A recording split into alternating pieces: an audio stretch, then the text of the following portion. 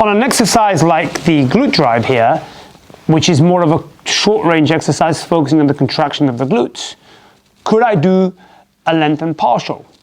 Yes, still, I could still work just the bottom range of the exercise itself. Although on an exercise where the majority of the work is going to be done at the top range, it would make no sense. So I will show you an exercise later on where a lengthened partial is something that could be used. But a lot of people are just working that bottom range, even on things like this, because they think that's where they're going to get the most growth based on this lengthened partial stuff that's all over social media at the moment. So I'm going to show you one rep here as to what range a lengthened partial would look like. I would go all the way down to the bottom and just work there.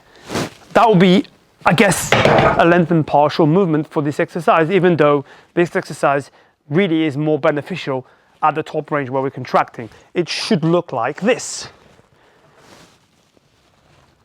And that is the top range that we want to achieve. If I miss down that range, I'm missing out on so much of what this exercise is all about. On this exercise, I could easily focus on lengthened partials, literally just coming all the way to the bottom and just working that small range there, which would be a lengthened partial.